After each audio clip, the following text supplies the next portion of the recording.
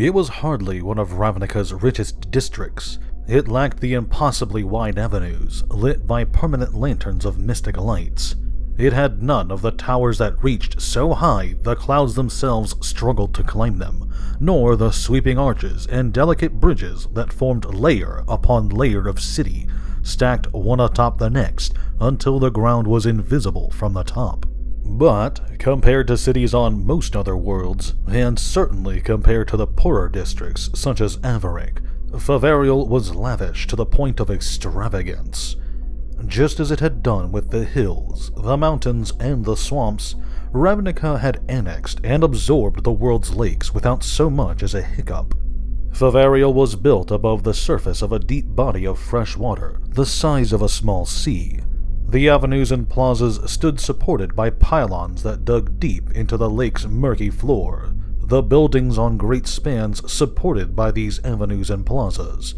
Unless one stood at the side of a roadway and deliberately looked over the edge, one might never notice the lake at all. Great bridges connected it to the mainland, allowing travelers and commerce to come and go at will. Indeed, it was the lake itself that provided most of the region's commerce.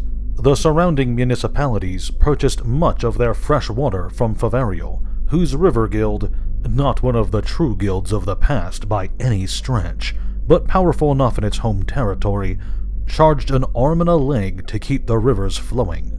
Let a neighbor fail to make a payment, and the dams slammed shut. As this made Favario an economic powerhouse, it was a popular destination for merchants, shoppers, and travelers alike. Thus, as the weary mages drew nearer their destination, as the skies finally cleared and the sun dried the sodden cobblestones, they found themselves joined by travelers from other communities. First a trickle, and then a veritable deluge as road after road joined the main avenue. Travelers on foot, in wagons, on horses or great lizards, even the occasional domesticated wolf. Most were human in this part of Ravnica, though some few were elves or Viashino lizardmen, and none gave Callist or Liliana a second glance as they took their place at the back of the line. For 2.5 days, the fatigued couple had lived on rainwater and what food was available in the grimy bazaars of the poor neighborhoods through which they'd passed. The gamey taste of ivy snake still clung to Callist's mouth, possibly because he still had a thin strand of the stuff stuck between two back teeth. The first night they'd been forced to camp in an alley, huddled together against the rain and the garbage, though they'd thankfully reached an area affluent enough to offer an inn on the second night. Between Liliana's lingering exhaustion and the fact that they had precisely 2 crossbow bolts to their names, the others having been in the stolen pack, Callist could only give thanks they'd suffered no further attacks in their travels. And now that they'd finally arrived, as the zeniths of the highest buildings soared into view, Callist remembered just how woefully unimpressive the district actually was. Yes, the people of the backwaters like Avaric found it imposing, but for a man born to the towering spires of richer neighborhoods, Favario inspired only a resounding, eh. The district's defenses, such as they were, consisted of heavy iron gates at the end of every bridge, and a low wall providing some measure of security from the lake itself. Guards stood post at those gates, jagged halberds and twin-pronged spears ready to repulse an attack that would never come, and otherwise did nothing worthwhile. None bothered to check on or question passing travelers, for what was there to check for? Shuffle, step, wait, shuffle. The line inched forward, and Callist cursed every wasted minute, every pause. When Liliana leaned close and said, "It might be tough, but I could try to call something up to eat our way to the front of the line," he could conjure only a wan smile. As they neared, the temperature rose, the sun reflecting harshly from the still waters and lingering in an air that showed no interest at all in providing a breeze. It was still preferable to days spent soaking in the mosquito-spawning rain, but not by much. And only as they approached the gate did the din of the inner streets wash over them. Again, not as deafening or oppressive as Callist had felt in other, larger districts, but after so long in Avaric, it was disconcerting enough. Hot, loud, bright, and smelly. So self-pityingly miserable was Callist as he finally passed through the gate, he failed to notice one of the guards staring with abnormal intensity at him and his companion, before the press of the crowd blocked the armored woman from view. All that said, it looked like home to him, at least more so than Avaric ever had. Ornate carvings adorned the columns and high arches of the monolithic buildings, many of which were sculpted from a strange, aquatic blue stone that gleamed like the lake below, and pennants hung limply from minarets of stone or crystal. The people here were dressed in a variety of bright, jovial colors, commonly seen among the middle classes who wanted to show that they could afford such frivolities as rich and cheerful dyes. And there were so very many of these people, probably at least half as many on this street alone as dwelt in Avaric entire. Callist turned to Liliana, his mouth open to make some disparaging comment that she would doubtless find less pithy than he did, and felt a thrill of panic run through him. His hand lashed out, viper quick, dragging her to a halt. Before she could so much as squawk a protest, he was walking, casually but quickly, off toward one side of the avenue. "What?" she hissed at him, mouth just beside his ear so that he might hear over the noise of the crowd. "Probably nothing," he breathed back at her, though he slackened neither his hold nor his pace. "But one of the things I learned in my years with the Consortium was that when a whole gaggle of armed guards starts moving in your direction, you want to make a quick trip elsewhere." "Is that so?" Liliana tossed her head, as though clearing her hair from her face, and casually glanced back. "So, what do you do when they start pointing at you and yelling then?" "That would be run." They ran, shoving and elbowing their way through the crowds that seemed determined to meander as leisurely as possible, to cluster in every intersection, and to gather thickly in the fugitive's path, and to part like a curtain before the pursuing lawmen. Callist and Liliana swiftly grew lost in the unfamiliar byways of Favario. They knew neither where they were going nor how to return to where they'd been, and the guards, who knew every twist and turn, every nook and cranny, gained ground. They doubled back around blind turns, and the soldiers traced their route.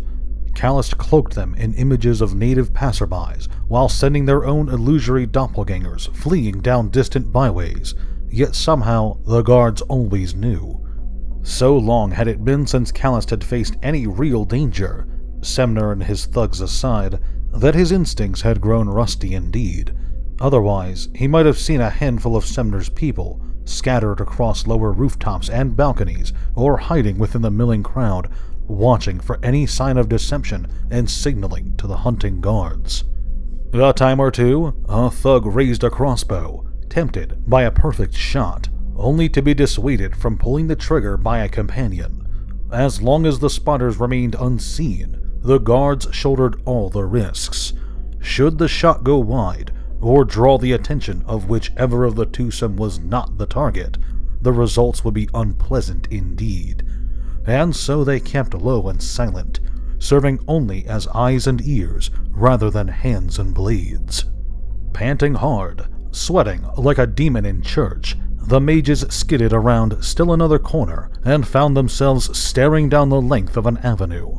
It was much like any other street, covered in cobblestones, lined by shops that stood far taller than they needed to in pursuit of status and respectability.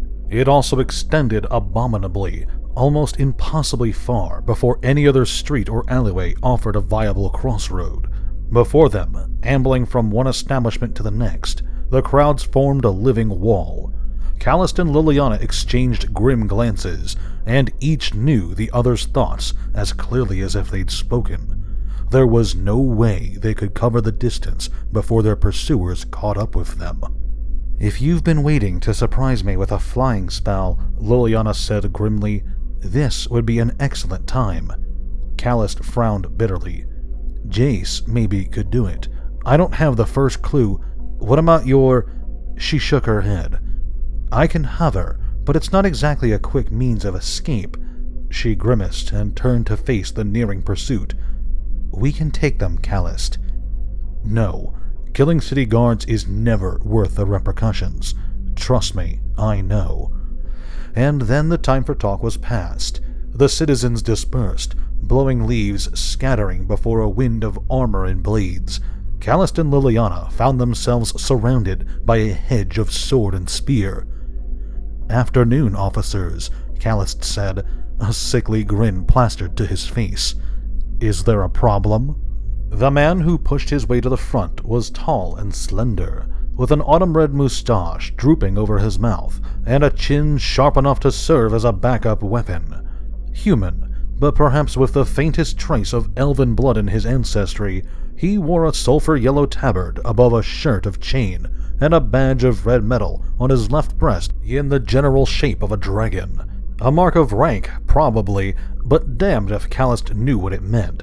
Ever since the dissolution of the Legion, every district or aristocrat-employed security force on Ravnica seemed to go whole hog with their own signs and symbols. "You shouldn't have run," he barked, his breath heavy with arrogance and a few lingering traces of breakfast eggs. "My men and I don't enjoy chasing folk. You've just made things harder for yourselves." "But we didn't do anything," Liliana protested, wearing her best, wide-eyed, lips-parted, beautifully innocent face. "You frightened us. Of course we ran. We don't even know why you were chasing us." She was good, no doubt. Many of the guards found themselves lowering their weapons without conscious thought. But their commander, who had seen it all before and laughed at it then, reacted only to laugh at it once more. "How about that, boys? They didn't do anything. Guess we have to let them go." The youngest soldier on the squad turned toward his commander with puzzled expression. "Really?" The older guard rolled his eyes heavenward and cuffed the younger hard across the side of his head. "We have solid reports," he told the prisoners, "of the two of you causing all manner of ruckus, disturbing the peace, and even assaulting citizens over the course of the last couple of days. You're both under arrest." "We just passed through the bridge gates no more than an hour ago," Callist protested. "Check with your own damn guards." The commander only shrugged. "They watch hundreds of folk pass in and out every day. Can't be expected to trust their recollections of any specific two, can we? But don't worry. If you're telling the truth, we'll get it all sorted out. Won't take more than, I'd say 3 or 4 days. Maybe a week on the outside." Everything clicked into place in Callist's mind, and he cursed himself for an idiot. The timing on this could be no coincidence. It could only be Semner's work. But that meant, just maybe, that the guards could point them toward the ugly bastard himself. "Go along for now," he hissed under his breath to Liliana, even as he saw her lips begin to twitch. She peered at him as though he'd gone mad, but allowed herself to relax. 2 of the guards stepped forward to take the broadsword and crossbow.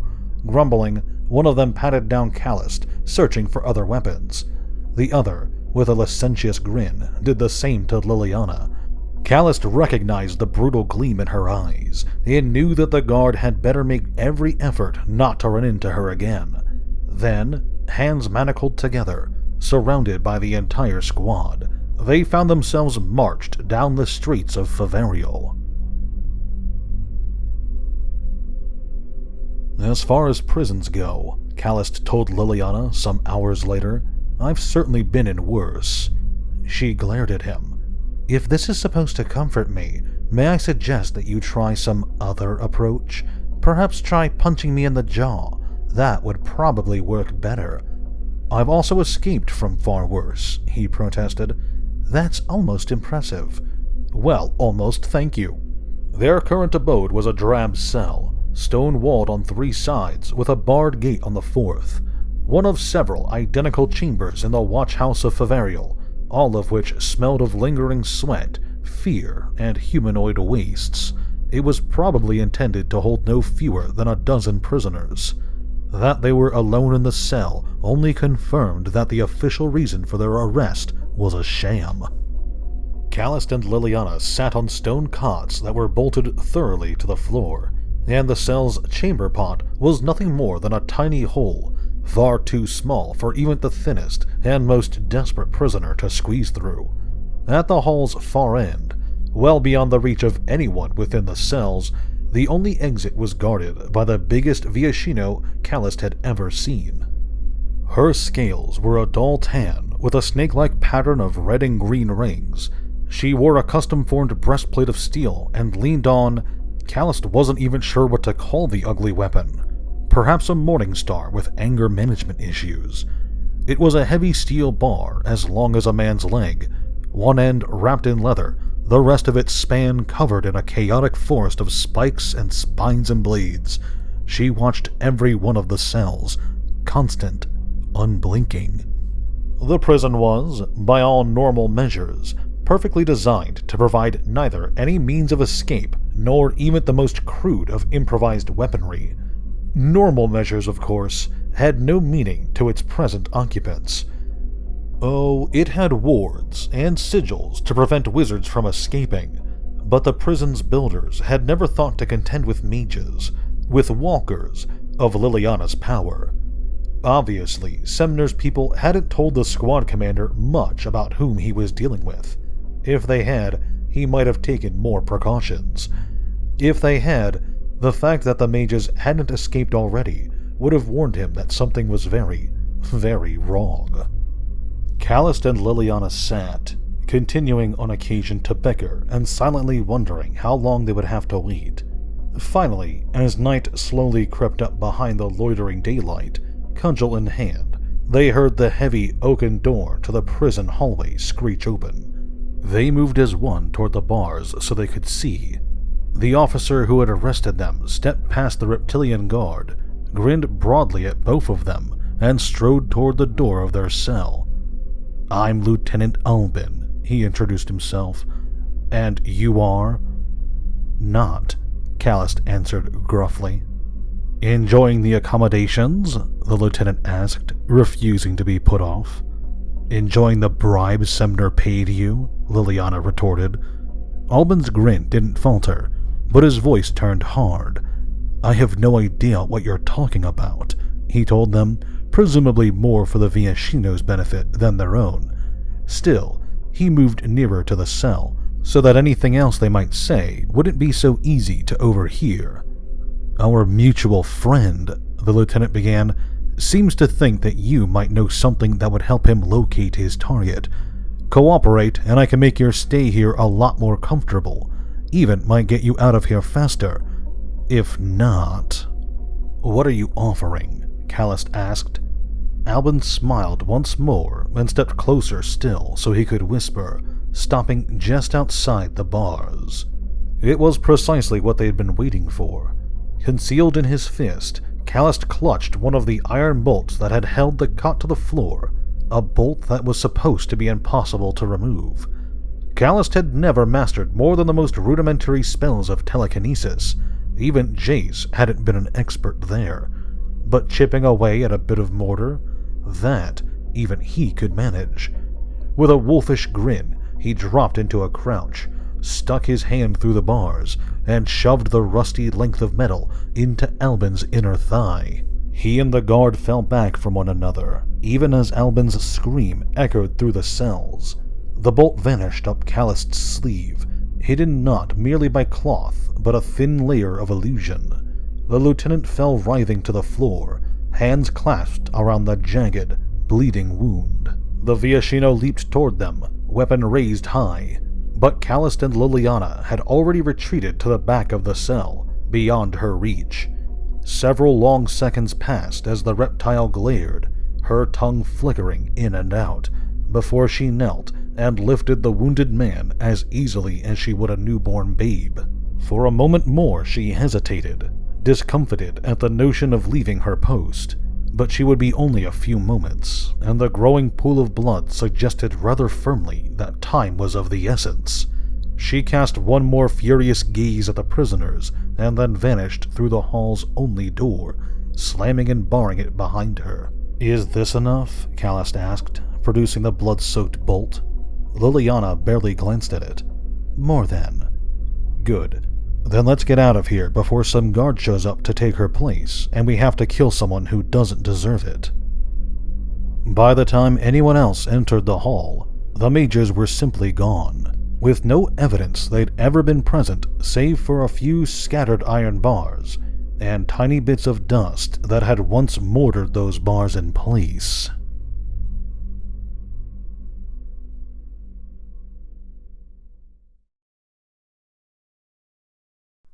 Thank you very much for watching this video.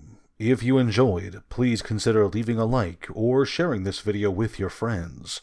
If you subscribe to my channel and hit the notification bell, you'll be alerted whenever I upload new videos. If you have a topic you'd like me to discuss, feel free to let me know in the comments section below. Finally, if you'd like to support me directly, well, I've created a Patreon for this channel. If you like what I do and want to help me out, go check it out. A link to it will be in the description below. Thanks again, and have a great day.